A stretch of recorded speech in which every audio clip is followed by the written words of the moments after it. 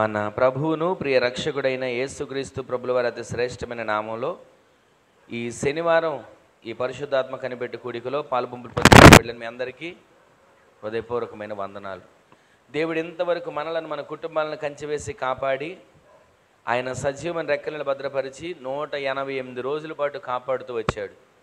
ఎంతవరకు మనకు ఆరోగ్యాన్ని ఇచ్చి ఆయుష్ను పొడిగించి అన్ని విషయాలు మనకు తోడై అవసరతలు తీరుస్తూ ప్రతి విషయంలో ఎక్కడ మనం కృంగిపోతున్న బలపరుస్తూ ప్రతి దినము మనల్ని వాక్యం ద్వారా మనల్ని సరిచేస్తూ నడిపిస్తూ నిత్యము కూడా ఆయన కృప తోడుగా ఉంచింది. దేవునికి ఒక్క క్షణం 2 చేతులెత్తి స్తోత్రం చెప్దాం. హల్లెలూయా హల్లెలూయా. ఒక్క మాటను మనం చదువుకొని ప్రార్థన చేసుకుందాం. చూడండి ఒకసారి లేవియ కాండం 20వ అధ్యాయం 7వ వచనంలో రాయబడిన మాటని ఒకసారి చూడండి. లేవియ కాండం 20వ అధ్యాయం 7వ వచనంలో రాయబడిన మాట, మిమ్మును మీరు పరిశుద్ధపరచుకొని పరిశుద్ధులై ఉండుడి. హల్లెలూయా. అక్కడ రాయబడిన మాటను గమనిస్తే మనం రేపటి దినాన ప్రభు బల్లలోకి అడుగు పెట్టబోతున్నాం.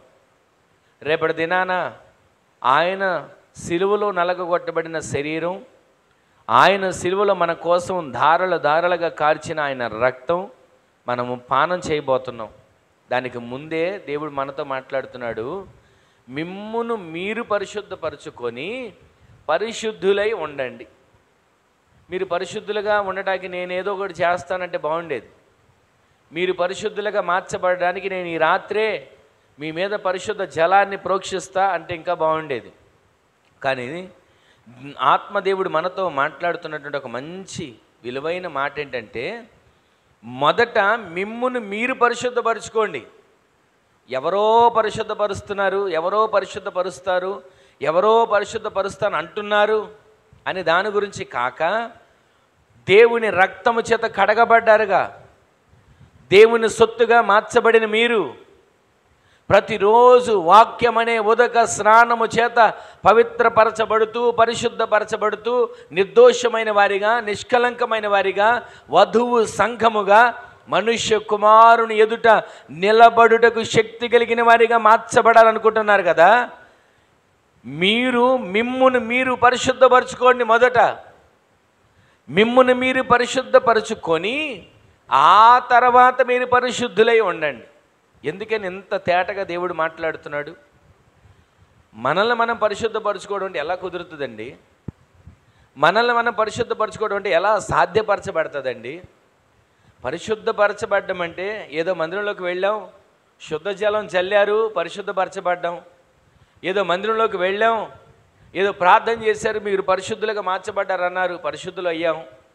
ఏదో మందిరంలోకి వెళ్ళాం, మీరు పరిశుద్ధులుగా మార్చబడాలంటే ఇంత కానుకయ్యండి అని చెప్పారు, పరిశుద్ధులుగా మార్చబడతాం. మీరు పరిశుద్ధులుగా మార్చబడాలంటే ఇదిగో ఈ కార్యాలు చేయాలి, ఇలా ఉండాలి, ఇలా బ్రతకాలని చెప్తున్నారు, దాన్ని బట్టి మేము పరిశుద్ధులుగా మార్చబడతాం. ఇది సరిపోదా? మాకు తెచ్చింది మేము ఇచ్చింది దాన్ని బట్టి మేము పరిశుద్ధులుగా మార్చబడమా? దాన ధర్మాలు చేసిన దాని ద్వారా పరిశుద్ధులుగా మార్చబడమా? ఏదో పుణ్యకార్యాలు చేసిన దాని ద్వారా పరిశుద్ధులుగా మార్చబడమా? పరిశుద్ధులుగా మార్చబడడానికి మేమేం చేయాలయ్యా? మిమ్మును మీరు పరిశుద్ధపరచుకొని, వినండి జాగ్రత్తగా, మిమ్మును మీరు పరిశుద్ధపరచుకొని పరిశుద్ధులై ఉండండి. దేవుడు మాట్లాడుతున్నాడు. రేపటి దినాన ప్రభు బల్లలోకి మనం అడుగు పెట్టక ముందే ఇప్పటి వరకు మనలో ఏ అపవిత్రత ఉంది? ఇప్పటి వరకు మనలో దేవునికి అయిష్టమైనది ఏది ఉంది? ఇప్పటి వరకు మనలో దేవునికి నచ్చనిది ఏది ఊరేగుతుంది? ఇప్పటి వరకు మనలో దేవుడు కోరుకోనిది, దేవుడు వద్దన్నది ఏది మనలో తొందర పెడుతుంది? అందుకే రాత్రి దేవుడు మాట్లాడుతున్నాడు, రేపటి దినానికి మీరు శుద్ధి చేసుకోవాలి, రేపటి దినానికి మీరు పరిశుద్ధులుగా మార్చబడాలి, రేపటి దినానికి మీరు నా శరీరం నా రక్తం భుజించడానికి పానం చేయడానికి ఇదేదో తయారు చేసిందిలే, అంగడిలో దొరికిందేలే, షాపులో తెచ్చిన పిండేలే, ఆ పళ్ళ కొట్టు దగ్గర తెచ్చిన ద్రాక్ష పళ్ళేలే కాసి ఇచ్చారులే అనుకుంటే పొరపాటు. అవి బయట వస్తువులుగా దొరికినవే కావచ్చు, బయట మనం డబ్బులిచ్చి కొనుక్కొని తీసుకొచ్చిన గోధుమ పిండే కావచ్చు, బయట మనం డబ్బులిచ్చి తీసుకొచ్చిన ద్రాక్ష పళ్ళే కావచ్చు, కానీ అవి పరిశుద్ధపరచబడి, అవి తయారు చేయబడి, అవి దేవుని నిబంధన మందసం మీదకి తీసుకుని వచ్చిన తరువాత అవి ఆయన శరీరముగా, ఆయన రక్తంగా మార్చబడడానికి ముందు సిలువలో వేలాడుతున్న యేసుక్రీస్తు ప్రభుల వారు మన మందిరంలో, మనం ఆరాధిస్తున్న స్థలములో, మనము ప్రార్థిస్తున్న స్థలములో ఆ శరీరం అనబడిన ఆయన శరీరాన్ని రొట్టెగా చేసి, ఆయన రక్తాన్ని ద్రాక్షరసంగా చేసి మనకు అందించడానికి ఆయన సిద్ధంగా ఉన్నాడు. దానికి మనం ఏం చేయలేదు తెలుసా? ఏదోలేండి వచ్చాం, ఒక రొట్టె ముక్క పెట్టారు, ఏదోలేండి వచ్చాం చిన్న గ్లాసులో ద్రాక్షరసం అని ఇచ్చారు, ఏమైంది దాంతో అని అనుకోవడం కాదు. మనం తీసుకునేటప్పుడే ఇది సాధారణమైనటువంటి రొట్టె కాదు, యేసుక్రీస్తు ప్రభుల వారి దేహం, యేసుక్రీస్తు ప్రభుల వారి మాంసపు ముద్ద, యేసుక్రీస్తు ప్రభుల వారు మన కోసం గాయాల పాలైనటువంటి ఆయన శరీరం అని యోచించగలిగి ఆ శరీరాన్ని తీసుకుని మనం భుజించేటప్పుడే కన్నీటితో ఆయన సన్నిధిలో వేడుకొని, అయ్యా యోగ్యుడిని కాదు కదా, అర్హుడిని కాదు కదా, నీవే కదా నీ రక్తం ద్వారా, నీ శరీరం ద్వారా నీ సన్నిధికి నన్ను చేర్చావు అని దేవుని సన్నిధిలో పశ్చాత్తాప మనస్సు, పాప క్షమాపణ ఒప్పుకోలు మనస్సు, దేవుని సన్నిధిలో ఇంతవరకు మన మనస్సులో ఏ రకమైనటువంటి ఆలోచనలు మెదిలాయో వాటన్నిటిని కూడా సన్నిధిలో ఒప్పుకొని, ఇదిగోనయ్యా పశ్చాత్తాపడుతున్నాను, ఇదిగోనయ్యా నా ఆలోచనలు, అపవిత్రమైన ఆలోచనలు విడిచిపెడుతున్నాను, ఇదిగోనయ్యా నీ శరీరంలోకి, నీ రక్తంలోకి పాలి భాగస్తులుగా నేను మార్చబడుతున్నాను,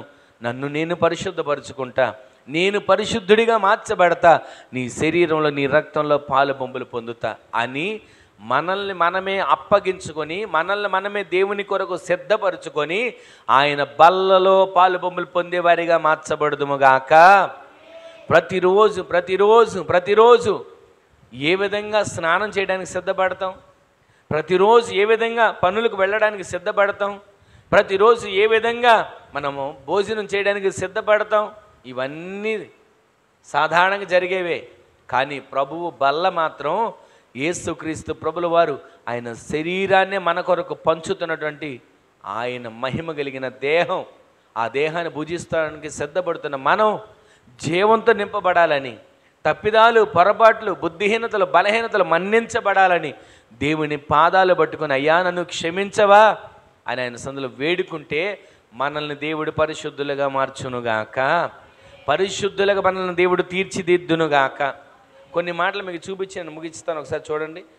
అపోస్తలుడైన పౌలు గారు తెస్సలోనికలకు రాసిన మొదటి పత్రిక 4వ అధ్యాయం 7వ వచనంలో రాయబడిన మాటని చదువుతున్నాను, వినండి. పరిశుద్ధులగుటకే దేవుడు మనలను పిలిచెను గాని అపవిత్రులుగా ఉండుటకు దేవుడు మనల్ని పిలవలేదు. గట్టిగా అందరూ ఆమేన్ చెప్పండి. అక్కడ రాయబడిన మాటను మరొక్కసారి చదువుతున్న అందరు జాగ్రత్తగా వినండి. పరిశుద్ధులగుటకే దేవుడు మనలను పిలిచాడు. ఈ రోజున మిమ్మును మీరు పరిశుద్ధపరచుకొని పరిశుద్ధులై ఉండండి. మిమ్మును మీరు పరిశుద్ధపరచుకొని పరిశుద్ధులుగా మార్చబడండి. రేపటి దినాన నేను మీ మధ్యలోకి రాబోతున్నా, రేపటి దినాన మీ మధ్యలో నేను శరీరాన్ని పంచబోతున్నా, రేపటి దినాన నా రక్తాన్ని, మీ కొరకు ధారలుగా కార్చిన రక్తాన్ని మీరు పానం చేయబోతున్నారు. దీనికి మీరు ఎలా చేయాలో, ఎలా మార్చబడాలో తెలుసా? మిమ్మును మీరు పరిశుద్ధపరచుకొని పరిశుద్ధులై ఉండాలి. దానికి ముందు చేయాల్సిన మాట ఏంటంటే, మొదటి మాట మనం ధ్యానం చేస్తున్నాము. ఈ మొదటి మాటలో పరిశుద్ధులు అవుటకే మీరు పిలువబడ్డారు, కానీ అపవిత్రులుగా ఉండడానికి పిలువబడలేదు. గట్టిగా ఆమేన్ చెప్పండి. ఇప్పుడు మనం ఎవరమో తెలుసా? దేవుని చేత పిలువబడిన ప్రతి ఒక్కరూ, దేవుని సన్నిధిలోకి నడిపించబడిన ప్రతి ఒక్కరూ, ఆత్మీయంగా ఎదుగుతూ, ఆత్మీయంగా బలపరచబడుతూ, ఆత్మీయంగా దేవునిలో ఒక నూతనమైనటువంటి కృపను పొందుకుంటూ నడిపించబడుతున్న ప్రతి ఒక్కరు ఎవరో తెలుసా? ఆయన పిలిస్తేనే వచ్చారు. నేనైనా, ఇక్కడ కూర్చున్న మీరైనా, మనమందరం ఎవరమైనా సరే ఎవరో పిలిస్తే వచ్చేవాళ్ళం కాదు. దేవుడే మనల్ని పరిశుద్ధులుగా మార్చడానికి పిలిచాడు. ఎక్కడో పుట్టాం, ఎక్కడో పెరిగాం, ఎవరి ఆలోచనలు వాళ్ళవి, ఎవరి పనులు వాళ్ళవి, ఎవరి ఉద్దేశాలు వాళ్ళవి. కానీ దేవుని సన్నిధిలో, దేవుని సంఘములో, దేవుని కొరకు మనము ఒక్క శరీరముగా మార్చబడి శిరస్సు అయినటువంటి దేవునికి అప్పగించుకొని ఆ అవయవాల్లో ఉన్న మనందరము కూడా ఆయన చూపించిన మార్గంలో నడిపించబడి మనల్ని ప్రతిరోజు కూడా ఆయన పరిశుద్ధపరచుకోమని చెప్తున్నాడా? పరిశుద్ధపరచుకోవడానికి ఇష్టపడాలి. పరిశుద్ధపరచుకోపోతే ఏమవుద్దంట? పరిశుద్ధపరచుకోపోతే ఎవరు అడుగుతాడంట? పరిశుద్ధపరచుకోకపోతే ఏ బలలో పాలుబొంపులు పొందకూడదా? పరిశుద్ధపరచబడకపోతే రొట్టెను తినకూడదా? పరిశుద్ధపరచబడకపోతే ద్రాక్షరసమేగా, తయారు చేసిందేగా తాగకూడదా అన్న ఆలోచనలు వస్తుంటాయి. కానీ దేవుడు ఏమన్నాడు తెలుసా? నేను మిమ్ములను పరిశుద్ధులవ్వడానికి పిలిచా, మీరు పరిశుద్ధులుగా మార్చబడతారని పిలిచా. నేను పిలిచిన దేవుడిని ఎందుకు పిలిచానో తెలుసా? లోకంలో ఉన్నారు. ఎందుకు పిలిచానో తెలుసా? శాపంలో ఉన్నారు. ఎందుకు పిలిచానో తెలుసా? అపవిత్రత చేత మునిగిపోయి ఉన్నారు. ఆ అపవిత్రత నుంచి, లోకం నుంచి, పాపం నుంచి, శాపం నుంచి మిమ్మల్ని వేరు చేసి నా రక్తాన్ని మీ కొరకు ధారబోసి నా శరీరాన్ని మీ కొరకు నలగగొట్టుకున్నది దేనికో తెలుసా? మీ పాపములు క్షమించబడి మీరందరూ కూడా పరిశుద్ధులుగా మార్చబడడానికి నేను మిమ్మల్ని పిలిచాను. దేవునికే మహిమ కలుగును గాక. ఏమంటే పరిశుద్ధులుగా మార్చబడడానికి ఆయన పిలవకపోతే మేమేమన్నా పాపులమా? మేమేమన్నా దోషాలు చేస్తున్నామా? మేమేమన్నా నరహత్యలు చేస్తున్నామా? మేమేమైనా ఒకరిని మోసం చేసి, ధ్వంసం చేసి ఒకరిని దోచుకుంటున్నామా అని మనం అనుకుంటాం. మనం ఎవరో తెలుసా? తల్లి గర్భంలో ఉన్నప్పటి నుంచే పాపంలో పుట్టిన వాళ్ళం. తల్లి గర్భంలోంచి వచ్చినప్పటి నుంచే పాపంతో బ్రతుకుతున్న వాళ్ళం. ఆ పాపం, శాపం మన మీద ఏలుబడి చేయకోకుండా ఆ పాపాన్ని, శాపాన్ని కొట్టివేసి మనలను నిత్యత్వానికి నడిపించడానికి ఆయన సిలువ అనే మార్గాన్ని మన కొరకు వేసి ఆయన శరీరం, రక్తం మన కొరకు అప్పగించుకొని మనలను ఆయన పరిశుద్ధులుగా చేయడానికి దిగి వచ్చాడు. హల్లెలూయా. మనల్ని పరిశుద్ధులుగా ఆయన చేయడానికి మనల్ని పిలిచాడు. పరిశుద్ధులుగా మార్చబడ్డానికి ఆయన ఇష్టపడ్డాడు. పరిశుద్ధులుగా మనల్ని చేయడానికి ఆయన కోరుకుంటున్నాడు. అక్కడ రాయబడిన మాట ఏంటో తెలుసా? పరిశుద్ధులు అవ్వడానికే మిమ్మల్ని నేను పిలిచాను, కానీ అపవిత్రులుగా చేయడానికి నేను పిలవలేదు. మరొకసారి చూడండి ఆ మాట. పరిశుద్ధులు అవ్వుటకే నేను మిమ్మును పిలిచాడు, కానీ రాయబడిన మాట అక్కడ ఏముంది? అపవిత్రులుగా ఉండడానికి నేను మిమ్మల్ని పిలవలేదు. ఒక్క మాట మీకు జ్ఞాపకం చేయనా? మనం దేవుని సన్నిధికి వచ్చి ప్రార్థన చేసుకొని ప్రార్థనకు వచ్చి వెళ్తుంటామా? దేవుడు అంటే ఎరగని వాళ్ళు ఉంటారు, దేవుడు అంటే తెలియని వాళ్ళు ఉంటారు. వాళ్ళు ఏమంటారు తెలుసా? వీళ్ళు దేవుని బిడ్డలండి. మీరు విన్నారు ఈ మాట ఎక్కడైనా? ఎవ్వరికి వారు మనల్ని చూసి ఏమంటారు తెలుసా? వీళ్ళు దేవుని బిడ్డలండి, వీళ్ళు దేవుని బిడ్డలు. మనకి దేవుడు ఎంత గొప్ప బిరుదు ఇచ్చాడు. ఈ లోకంలో ఉన్నటువంటి ఆస్తి పాస్తులకు పక్కన ఉన్న బిరుదు కన్నా, చదివిన చదువులకున్న డిగ్రీల బిరుదు కన్నా దేవుడు మనకిచ్చిన బిరుదు ఎంత గొప్పదో తెలుసా? ఈ లోకంలో ఫలానాయన కొడుకండి, ఫలానాయన కూతురండి, ఫలానాయన కోడలండి, ఫలానాయనకు అల్లుడండి అని చెప్తే ఈ లోకంలో విలువేమో. కానీ మనమెవరో తెలుసా? సాక్షాత్తు ఈ సృష్టినే సృజించిన దేవునికి మనము బిడ్డలుగా మార్చడానికి ఆయన మనల్ని పిలిచాడు. దేవునికే మహిమ కలుగును గాక. మనల్ని పిలిచింది దేనికో తెలుసా? ఆయన బిడ్డలుగా ఉండడానికి, పరిశుద్ధులుగా మార్చబడ్డానికి ఆయన మనల్ని పిలిచాడు. రెండో మాట చూపిస్తాను చూడండి. అదే అధ్యాయంలో పైన 3వ వచనం. మీరు పరిశుద్ధులగుటకే అనగా మీరు జారత్వమునకు దూరముగా ఉండుటయే దేవుని చిత్తము. హల్లెలూయా. మొదటిది మనల్ని పరిశుద్ధులుగా ఉండడానికి పిలిచాడు. రెండవది దేవుని చిత్తము చేయడానికి మనల్ని పిలిచాడు. హల్లెలూయా. దేవుని చిత్తం చేయడం అంటే ఏంటో తెలుసా? దేవుని చిత్తం చేయడం అంటే మనకు తెలిసినందుకండి చెప్పనా? ఒకరోజు మందిరంలోకి వెళ్ళి కనబడి ఆ వారమంతా నేను హాజరించుకున్నాను అనుకోవడం కాదు. ప్రతిరోజు నేను నా తండ్రి చిత్తం చేస్తున్నానా? ప్రతిరోజు నేను నా తండ్రికి అనుకూలంగా బ్రతుకుతున్నానా? నా దేవుడు నాకేం చెప్పాడు? యథార్థంగా బ్రతకమని. నా దేవుడు నాకేమి నేర్పించాడు? నీతిగా జీవించమని. నా దేవుడు నాకు ఆయన చిత్తం ఏం చేయమన్నాడు? ఆయన సన్నిధిలో ఆయన పోలికలో నేను మార్చబడాలని. ఆయన చిత్తం చేయడం అంటే ప్రతిరోజు ఆయన మాట వినడం, ప్రతిరోజు ఆయనకి లోబడడం. ఏమంటే ఆయన కనపడ్డ కదా ఎలా లోబడతాం? ఆయన కనపడ్డ కదా ఎలా ఆయన చిత్తం చేద్దాం అంటే, ఒక చోట రాయబడి ఉంటుంది, తండ్రి చిత్తము చేయువాడే నా చిత్తాన్ని చేస్తున్నాడు. తండ్రి చెప్పినట్లు నడిచినవాడు, తండ్రి చిత్తం చేసేవాడు నన్ను పోలి నడుచుకుంటాడు. ఆయన చిత్తం మనం చేస్తే ఆయన పోలికలోకి వస్తాం. ఆయన చిత్తం మనం చేస్తే వారసులుగా మార్చబడతాం. ఆయన చిత్తం మనం చేస్తే ఈ భూమి మీద ఉన్నంత వరకే మన బ్రతుకు. కానీ ఆయన చిత్తం మనం చేస్తే పరలోకంలో కూడా మనం బ్రతికి ఉండేటువంటి కృప దేవుడు అనుగ్రహించునుగాక. ఇప్పుడు లోకంలో తండ్రి చిత్తం, ఈ లోకంలో తండ్రి చిత్తం చేస్తామండి. ఈ లోకంలో తెలిసిన వారు చెప్పినట్లు చేస్తామండి. అది ఇక్కడ వరకే, భూమి మీద ఈ జీవం ఉన్నంత వరకే, ఈ దేహంలో ఊపిరి ఉన్నంత వరకే, ఈ కంఠంలో ప్రాణం ఉన్నంత వరకే ఇక్కడ మనం చేస్తాం, కొద్ది కాలమే. కానీ దేవుని చిత్తము చేసేవాడు యుగ యుగాలు ఆయన సందులో జీవించే ఉంటాడు. హల్లెలూయా. ఈరోజు నీ మాటలు వింటున్న మనం, మిమ్మును పరిశుద్ధులగుటకే మిమ్మల్ని దేవుడు పిలిచాడు. మిమ్ముని మీరు పరిశుద్ధపరుచుకొని పరిశుద్ధులుగా మార్చబడని అంటున్నాడు. మొట్టమొదటి మాట మనం విన్నాం, పరిశుద్ధులుగా మనం ఉండడానికి దేవుడు పిలిచాడు. రెండవది దేవుని చిత్తం చేయడానికి పిలిచాడు. మూడో మాట చూపిస్తాం చూడండి, ఫిలిప్పీ పత్రిక 2వ అధ్యాయం 2వ వచనం. అపోస్తలుడైన పౌలు గారు ఫిలిప్పీలకు రాసిన పత్రిక 2వ అధ్యాయం 2వ వచనంలో అక్కడ రాయబడిన మాట ఏంటంటే, మీరు ఏక మనస్కులగునట్లుగా ఏక ప్రేమ కలిగి ఏక భావము గలవారుగా ఉండి ఒక్కదాని యందే మనస్సుంచుచు నా సంతోషమును సంపూర్ణము చేయుడి. నా సంతోషమును సంపూర్ణం చేయడి. ఇక్కడ రాయబడిన మాట ఏంటో తెలుసా? ప్రతిరోజు ప్రతి క్షణం ఆయన సంతోషం పరిపూర్ణం చేయాలి. ఇక్కడ మనం చదివినటువంటి ఈ మాటలో ఒక క్షణం క్షమించండి, 12వ వచనం చూడండి. ఇక్కడ 2వ వచనం చదివాం కదా, ఇప్పుడు 12వ వచనం చదవండి.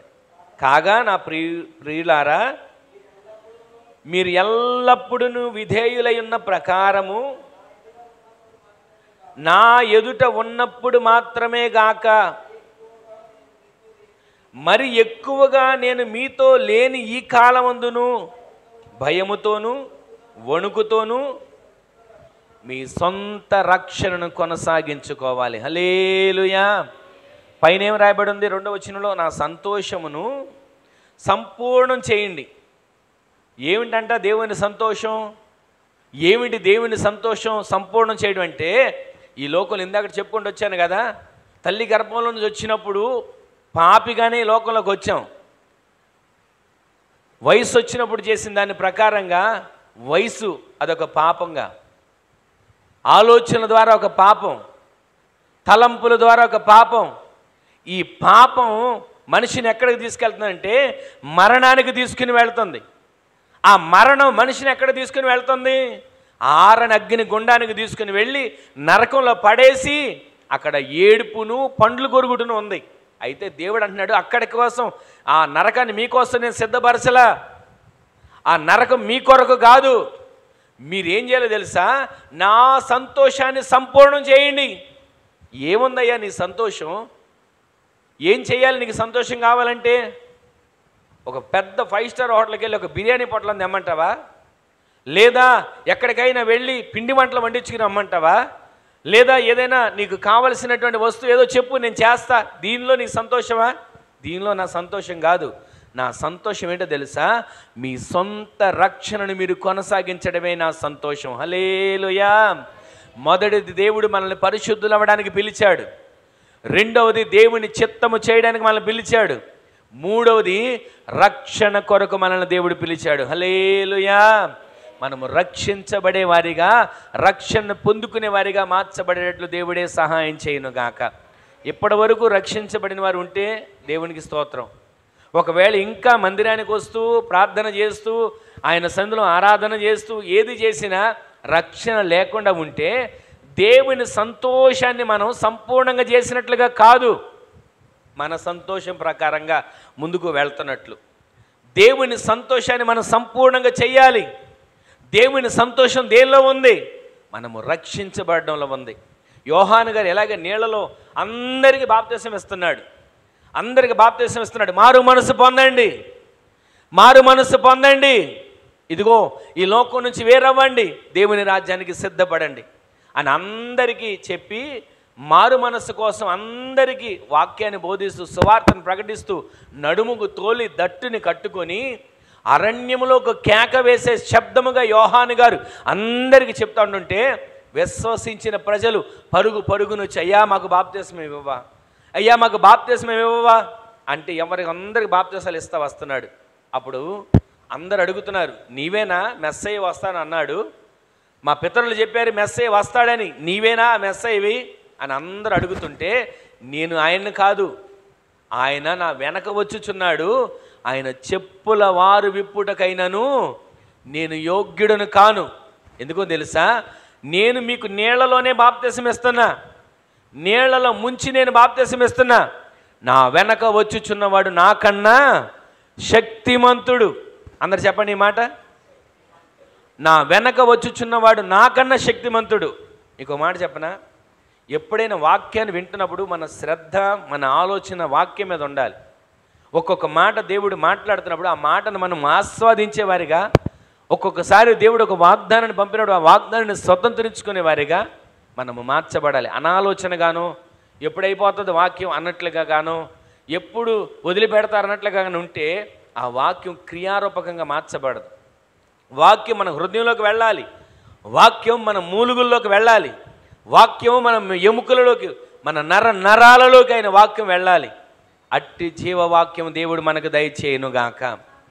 గట్టిగా చెప్పండి అందరూ ఆమేనని. ఏదైనా గొడవ వస్తే ఎవరి మీద అరవడానికి గట్టిగా అరుస్తాం, కానీ దేవుని సందులో ఆయన్ని మహిమపరచడానికి అరవలేం. అందుకే దేవుడు ఒక చోట ఏమంటాడు తెలుసా?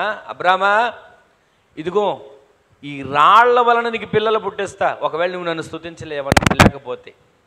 ఈ రోజున దేవుని సందులోకి వచ్చిన మనం ఆయన చేసిన మేలులు ఉపకారాలను బట్టి ఎగిరి గంతేసే వాళ్ళగా దేవుడు మనల్ని మార్చునుగాక. అంతేగాని ఏదో పోగొట్టుకున్న వాళ్ళలాగా వచ్చి కూర్చుంటే ఉపయోగం ఉండదు.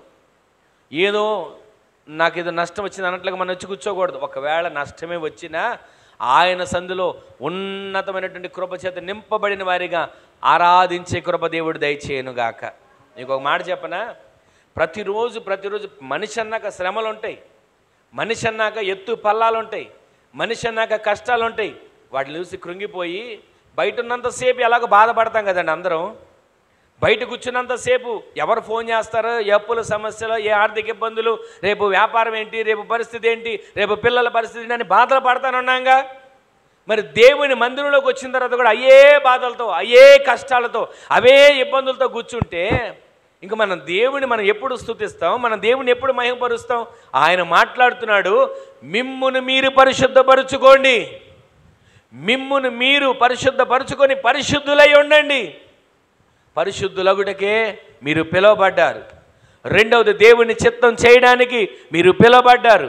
మూడవది, ఆయన సంతోషాన్ని పరిపూర్ణం చేయడానికి, అంటే రక్షణను పొందుకొని ఆయనకు సంతోషం కలుగు చేయడానికి మీరు పిలువబడ్డారు.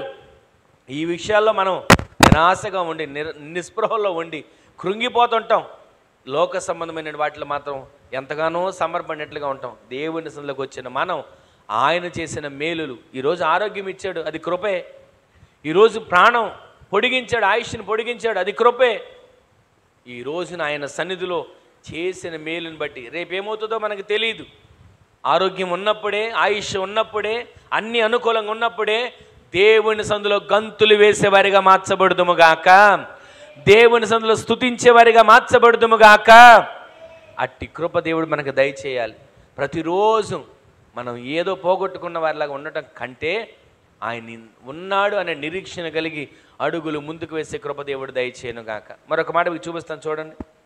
అదే క్రొత్త నిబంధన గ్రంథంలోని హెబ్రీ పత్రిక 12వ అధ్యాయం 4వ వచనంలో చూడండి. ఒక మాట త్వరగా ముగించేస్తాను.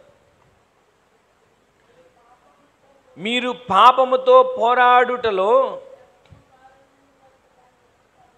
రక్తము కారునంతగా ఎదిరింపలేదు. మరియు నా కుమారుడా, ప్రభువు చేయు తృణీకరింపక. ఇప్పుడు 14 వచనం చదువుదాం. ఇప్పుడు అందరితో సమాధానమును పరిశుద్ధతను కలిగి ఉండుటకు ప్రయత్నించుడి. పరిశుద్ధత లేకుండా ఎవడు కూడా ప్రభువును చూడలేడు. ఇక్కడ రాయబడిన మాట, అందరితో ఏముండాలంట? సమాధానం ఉందా? అందరితో ఏముండాలంట? అక్కడ ఏం రాయబడి ఉంది? అందరితో సమాధానమును మనము పరిశుద్ధతయు కలిగి ఉండటానికి, కొంచెం గట్టిగా చదవండి, పరిశుద్ధతను కలిగి ఉండడానికి మనం ప్రయత్నించే వారిగా మార్చబడాలి. ఎక్కడ దొరుకుతుంది ప్రయత్నించాలంటే? ఏ కొట్లో దొరుకుతుంది? ఏ షాపులో అమ్ముతారు? అందరితో సమాధానం కలిగిన వారు ధన్యులు, వారు దేవుని పిల్లలు అనబడతారు. దుఃఖపడి వారు ధన్యులు, వారు ఓదార్చబడతారు. ప్రతిరోజు కూడా సమాధానమును ఎవరితో అంట? వాళ్ళతో వెళ్తానా? ఎవరితో రాయబడింది అక్కడ? అందరితో సమాధానమును పరిశుద్ధతను కలిగి, మీరు పరిశుద్ధత కలిగి ఉండడానికి ప్రయత్నించండి. ఆ ప్రయత్నిస్తే ఏం జరుగుతుందంటే, అక్కడ పరిశుద్ధత కలగడానికి ప్రయత్నించకోకుండా ఉంటే, ఒకవేళ పరిశుద్ధత లేకోకుండా మందిరానికి వచ్చినా, పరిశుద్ధత లేకుండా పాట పాడినా, పరిశుద్ధత లేకుండా ప్రార్థన చేసినా, పరిశుద్ధత లేకుండా పరిచర్య చేసినా, పరిశుద్ధత లేకుండా ఏది ఆయన సందులో చేసి నేను కూడా దేవుని పని చేశానని చెప్పుకున్నా, ఆయన అంటున్నాడు, పరిశుద్ధత లేకుండా ఎవరు ప్రభువుని చూడలేరు. ఖచ్చితంగా చెప్తున్నాడు. ఇక 4వ మాట మనకు దేవుడు జ్ఞాపకం చేస్తే ఏంటో తెలుసా?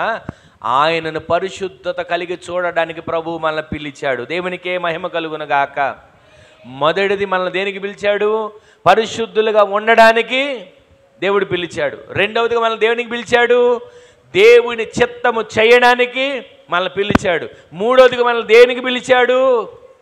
ఆయన సంతోషమును సంపూర్ణం చేయడం, అంటే రక్షణ పొందడానికి దేవుడు పిలిచాడు. 4వదిగా రక్షణ పొందిన మనం రక్షణ పొందా, బాప్తిసం పొందా, సంబరం అయిపోయింది అనుకోవడం కాదు.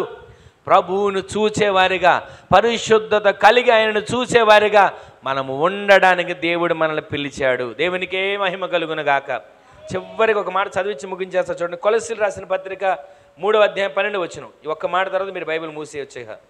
3వ అధ్యాయం 12వ వచనంలో రాయబడిన మాట, కాగా దేవుని చేత ఏర్పరచబడిన వారును పరిశుద్ధులను ప్రియులైన వారికి తగినట్లు మీరు జాలిగల మనస్సును, దయాళత్వమును, వినయమును, సాత్వికమును, దీర్ఘశాంతమును ధరించుకోవాలి. హల్లెలూయా. ఇవన్నీ ఏంటో తెలిసి ఇక్కడ రాయబడిన మాటలు, పరిశుద్ధుల మనస్సు. ఆమెను చెప్పండి. మనము పరిశుద్ధుల మనస్సు కలిగి ఉండాలి. ఏమంటే పరిశుద్ధుల మనస్సు చూడండి అక్కడ, పరిశుద్ధులను ప్రియులైన వారికి తగినట్లు మీరు, మొదటిది జాలిగల మనస్సు, దయాళత్వము, వినయము, సాత్వికము, దీర్ఘశాంతము, ఇవి మీరు ధరించుకోవాలి. అందుకు దేవుడు మనల్ని పిలిచాడు. ఈరోజు నీ మాటలు వింటున్న మన జీవితంలో ఎంతవరకు నన్ను దేవుడు దేనికి పిలిచాడో, దేవుడు నన్ను దేనికి పిలిచాడో అని అనుకుంటాం. అసలు విశ్వాసంగా ఉండడానికి నన్ను ఎందుకు పిలిచాడు? సేవకుడిగా ఉండడానికి నన్ను ఎందుకు పిలిచాడు? ఆయన సన్నిధిలో పరిచర్య చేయడానికి నన్ను ఎందుకు పిలిచాడు? ఆయన సన్నిధిలో ప్రార్థించడానికి నన్ను ఎందుకు పిలిచాడు అని మనం ఎన్నోసార్లు ప్రశ్న వేసుకుంటాం కదా. అసలు నేను విశ్వాసగా కాకుండా ఉంటే బాగుండేదేమో, అసలు దేవుని బిడ్డగా కాకుండా ఉంటే బాగుండేదేమో. లోకంలో ఉన్న మా బంధువులే బాగున్నట్టున్నారే, లోకంలో ఉన్న మా వాళ్ళే సంతోషంగా సంబరాలు చేసుకున్నట్టున్నారే. నేను దేవుని నమ్ముకున్నానని చెప్పుకుంటున్నాను, బాధలు తప్పట్లా. దేవుని నమ్ముకున్నానని చెప్పుకుంటున్నాను, దుఃఖం తప్పట్లా. దేవుని నమ్ముకున్నానని చెప్పుకుంటున్నాను, శ్రమలు తప్పట్లా అని ఎన్నోసార్లు మనం కృంగిపోయాం కదా. దేవుడు ఈ దినాన్ని మనతో మాట్లాడుతున్నాడు. మీరు పరిశుద్ధులు అవ్వడానికి పిలువబడ్డారు. మీరు దేవుని చిత్తం చేయడానికి పిలువబడ్డారు. మీరు ఆయన సంతోషమును సంపూర్ణం చేయడానికి, అంటే రక్షణ పొందడానికి పిలువబడ్డారు. మీరు దేనికి పిలువబడ్డారో తెలుసా? 4వదిగా యేసయ్యను కన్నులారా చూడడానికి మీరు పిలువబడ్డారు. 5వదిగా దేవుడు మాట్లాడుతున్నాడు, మీరు పరిశుద్ధుల మనస్సు కలిగి ఉండడానికి పిలువబడ్డారు. ఈరోజు నీ పరిశుద్ధుల మనస్సు మనలో ఉందా? ఈ పరిశుద్ధుల మనస్సు మనం కలిగి ఉంటున్నామా? ప్రతిరోజు కూడా వీటి ప్రకారం దయాళత్వం, మంచితనం, దీర్ఘశాంతం, సమాధానం, సాత్వికం, ప్రేమ, దయ ఇవన్నీ మనం చూపించే వారిగా ఈ పరిశుద్ధుల మనస్సు కలిగి జీవించేటట్లు మనము తీర్చిదిద్దబడుదుముగాక. పరిశుద్ధుల మనస్సు కలిగి ఉండడం అంటే మనకి ఎన్నో శ్రమలు వచ్చినాయి. ఒక్కొక్కరు అంటుంటారు, ఏదేదో నోటికి వచ్చినట్టు మాట్లాడతారు.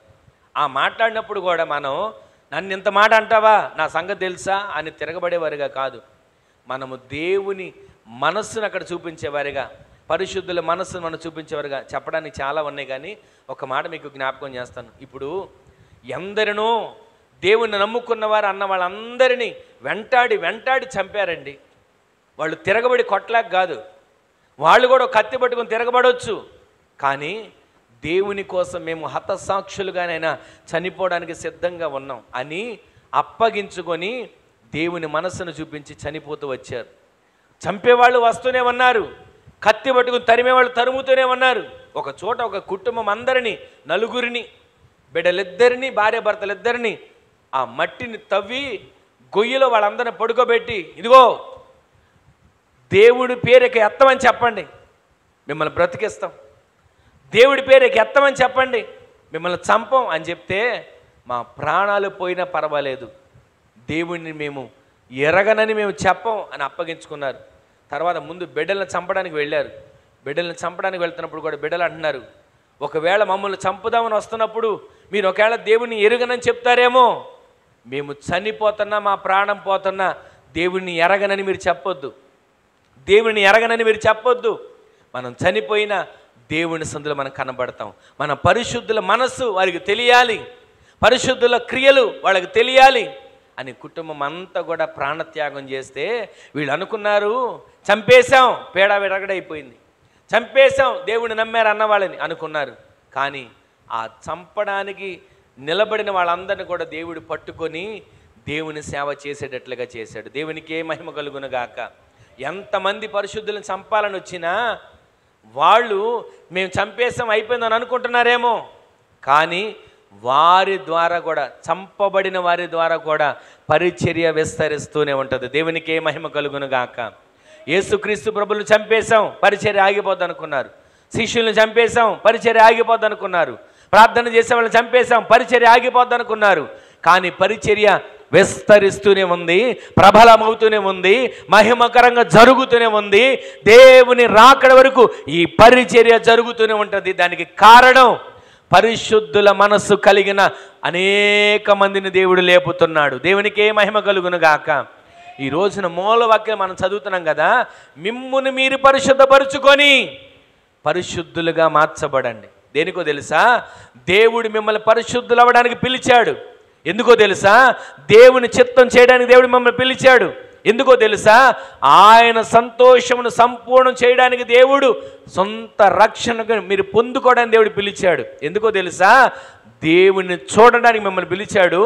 పరిశుద్ధుల మనస్సు కలిగి మీరు జీవించడానికి దేవుడు మిమ్మల్ని పిలిచాడు. ఈ పిలిచిన దేవుని సన్నిధిలో పరిశుద్ధపరచుకొని రేపటికి మనం పరిశుద్ధపరచబడదామా? పరిశుద్ధపరచుకొని రేపటి కొరకు మనం సిద్ధపడదామా? పరిశుద్ధపరచుకొని ఆయన పోలికలో మార్చబడేటట్లుగా నీ శరీరం, నీ రక్తం నాకు జీవంగా మార్చయ్యా అని అప్పగించుకోగలిగితే ఒక్క క్షణం అందరూ లేచి నిలబడని ప్రార్థన చేసుకుందాం. ఒక్క క్షణం అందరూ లేచి నిలబడిన ఒక చిన్న ప్రార్థన చేసుకుందాం. ఎవరికి మారే ఒక్క క్షణం లేచి నిలబడండి. ఒక్క క్షణం ఆయన సందులో లేచి నిలబడండి. ఒక చిన్న ప్రార్థన చేసుకుందాం. దేవా, ఈ దినాన మీరు మాట్లాడుతూ వచ్చారు కదయ్యా, మిమ్మును మీరు పరిశుద్ధపరచుకోండి, మిమ్ముని మీరు పరిశుద్ధపరచుకొని పరిశుద్ధులై ఉండండి, మిమ్ముని మీరు పరిశుద్ధపరచుకొని పరిశుద్ధులై ఉండండి అని తేటగా మాట్లాడుతూ వచ్చిన తండ్రి నీకు వందనాలయ్యా అంటూ, అవునయ్యా, పరిశుద్ధులుగా ఉండడానికే మమ్మల్ని పిలిచారు, దేవుని చిత్తం చేయడానికి మమ్మల్ని పిలిచారు, మీ సంతోషాన్ని సంపూర్ణం చేయడానికి రక్షణ పొందడానికి మమ్మల్ని పిలిచారు తండ్రి, నిన్ను చూడడానికి మమ్మల్ని పిలిచారయ్యా. ఇదిగో పరిశుద్ధుల మనస్సు మేము కలిగి ఉండడానికి మమ్మల్ని పిలిచారంటే ఒక్క క్షణం ఒక చిన్న ప్రార్థన చేసుకోండి. ఎవరికి వారే దేవుని సన్నిధిలో ఒక చిన్న ప్రార్థన చేసుకోండి. అయ్యా, పిలిచినవాడా, ఏర్పాటు చేసుకున్నవాడా, నీకు వందనాలు వందనాలు అంటే ఒక చిన్న ప్రార్థన చేసుకోండి. పిలిచిన దేవానికి వందనాలయ్యా, పిలిచిన దేవానికి వందనాలయ్యా. ఒక్క క్షణం ఒక చిన్న ప్రార్థన చేసుకోండి. పరిశుద్ధులుగా నేను మార్చబడాలి, పరిశుద్ధులుగా నేను తీర్చిదిద్దబడాలి, పరిశుద్ధులుగా నేను జీవించాలి. ఒక చిన్న ప్రార్థన చేసుకోండి. నేను అలా జీవిస్తానయ్యా, నేను అలా బ్రతుకుతానయ్యా, నేను అలా నా పరిశుద్ధతను కాపాడుకుంటానయ్యా అంటే ఒక్క క్షణం ఒక చిన్న ప్రార్థన. మనసాక్షిని శుద్ధి చేయును మన యేసయ్యా రక్తము, మన శిక్షను తొలగించెను, సంహారమునే తప్పించెను, మన శిక్షను తొలగించెను, సంహారమునే తప్పించెను. యేసు రక్తము రక్తము రక్తము రక్తము. అందరూ స్వరాలెత్తండి. అమూల్యమైన రక్తము, నిష్కళంకమైన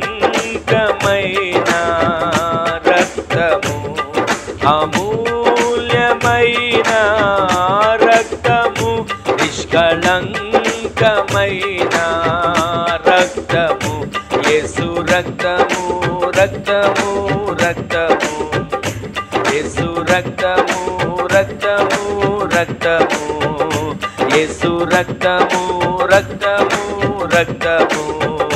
మనసాక్షిని శుద్ధి చేయును మన యేసయ్యా రక్తము, మనసాక్షిని శుద్ధి చేయును మన యేసయ్యా రక్తము, మన శిక్షను తొలగించెను,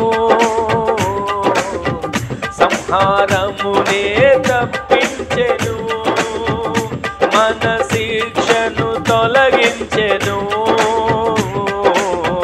సంహారమునే తప్పించెను. యేసు రక్తము రక్తము రక్తము, యేసు రక్తము రక్తము రక్తము, యేసు రక్తము రక్తము రక్తము, రక్తము రక్తము, యేసు రక్తము రక్తము రక్తము. మహాపరిశుద్ధ స్థలములో చేర్చును మన యేసయ్యా రక్తము, మహాపరిశుద్ధ స్థలములో చేర్చును మన యేసయ్యా రక్తము. మన ప్రధాన యాజకుడు మన కంటే ముందుగా వెళ్ళెను, మన ప్రధాన యాజకుడు మన కంటే ముందుగా వెళ్ళెను. యేసు రక్తము రక్తము రక్తము, యేసు రక్తము రక్తము రక్తము, యేసు రక్తము రక్తము రక్తము, యేసు రక్తము రక్తము రక్తము, యేసు రక్తము, యేసు రక్తము, యేసు రక్తము, యేసు రక్తము, అమూల్యమైన రక్తము, అమూల్యమైన రక్తము, నిష్కళంకమైన రక్తము, నిరపరాధి రక్తము, యేసు రక్తము రక్తము రక్తము, యేసు రక్తము రక్తము రక్తము, యేసు రక్తము రక్తము రక్తము, యేసు రక్తము రక్తము రక్తము, యేసు రక్తము రక్తము రక్తము, యేసు రక్తము రక్తము రక్తము, యేసు రక్తము రక్తము రక్తము, యేసు రక్తము రక్తము. అందరి నోట యేసు రక్తము. ఆమేన్ ఆమేన్. రక్తము రక్తము రక్తము, యేసు రక్తము రక్తము రక్తము, యేసు రక్తము రక్తము రక్తము, యేసు రక్తము రక్తము రక్తము, యేసు రక్తము రక్తము రక్తము, యేసు రక్తము రక్తము రక్తము, యేసు రక్తము రక్తము రక్తము, యేసు రక్తము రక్తము రక్తము, యేసు రక్తము, యేసు రక్తము,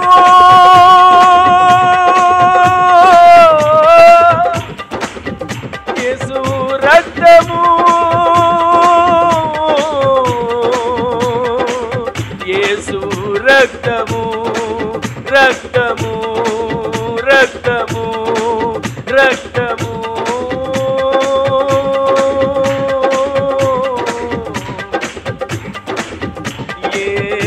యేసు రక్తము.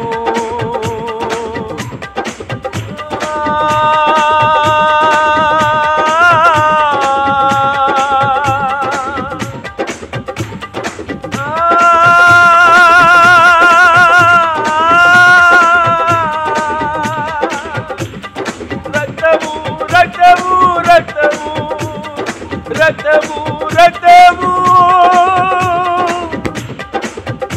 శబరబల కత్తుర రికబరబల కత్తుర బలర శబరబల కత్తిరి రబతుర రబతురి బందుర రబ శబరల కత్తుర రబతురి బల కత్తుర రబ శబరల కత్తుర.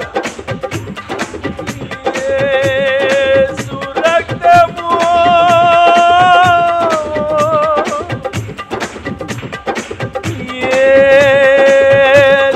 రక్తము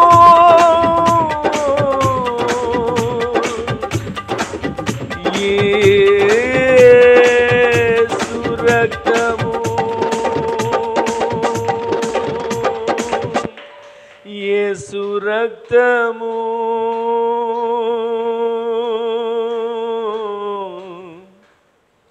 యేసు రక్తము,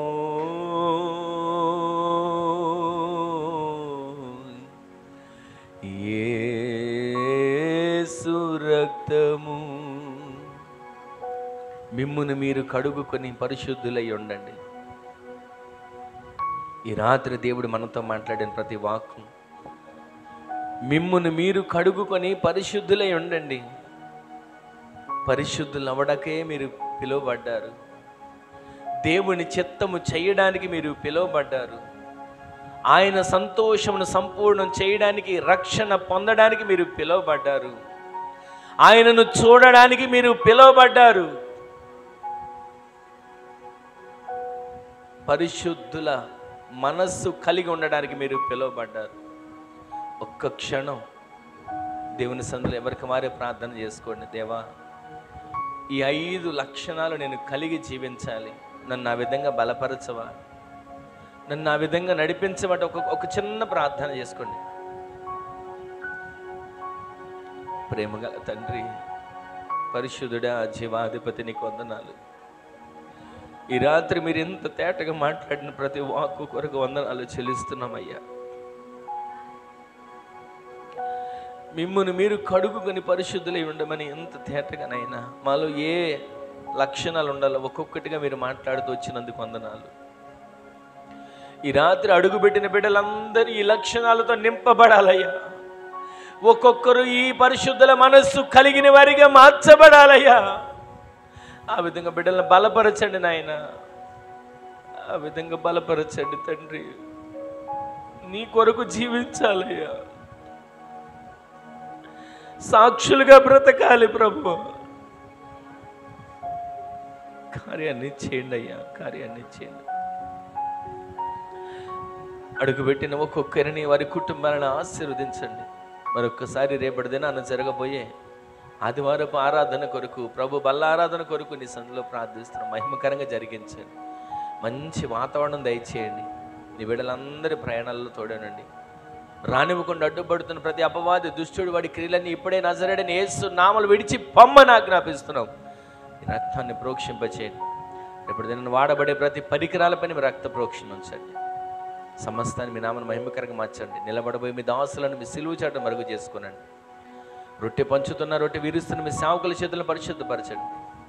రొట్టెను భుజిస్తున్న, రొట్టెను తీసుకుంటున్న నీ బిడ్డలైన విశ్వాసులైన ప్రతి ఒక్కరి చేతులను, వారి మనస్సులను పరిశుద్ధపరచండి. కృప చూపి కార్యాలు చేసి మహిమ పొందండి. జీవంతో నింపండి. ఘనత, మహిమ, ప్రభావాలు మీకు ఆరోపించుకుంటూ అటు కార్యాలు మీరు చేసినందుకు కృతజ్ఞతలు తెలియజేస్తూ ఈ దినాన పాలు పంపులు పొందిన ప్రతి బిడ్డలను పేరు పేరున దీవించి నీ రాకడ కొరకు సిద్ధపరచండి. ఘనత, మహిమ, ప్రభావాలు మీరు మాత్రమే పొందుకుంటున్నందుకు వందనాలు చెల్లిస్తూ నజరేయుడైన యేసు క్రీస్తు పరిశుద్ధమైన శక్తిగల నామములో స్తుతించి ప్రార్థించి అడిగి వేడుకొని పొందుకొని ఉన్నాము తండ్రి. ఆమేన్, ఆమేన్, ఆమేన్. మన తండ్రి అయిన దేవుని యొక్క ప్రేమ, కుమారుడైన ప్రభువైన యేసు క్రీస్తు వారి యొక్క కృప, మహాకనికరం, పరిశుద్ధాత్మ దేవుని యొక్క అన్యోన్య సహవాసమైన సన్నిధి ఇప్పుడును ఎల్లప్పుడును మనకును మన వల్లే ప్రార్థించే సకల పరిశుద్ధులకును ఆయన కృప సదాకాలం సమృద్ధిగా తోడై ఉండునుగాక. ఆమేన్. హల్లెలూయా, హల్లెలూయా, హల్లెలూయా. అందరికీ వందనాలు. దేవుడు మిమ్ములను మీ కుటుంబాలను దీవించునుగాక. ఆమేన్.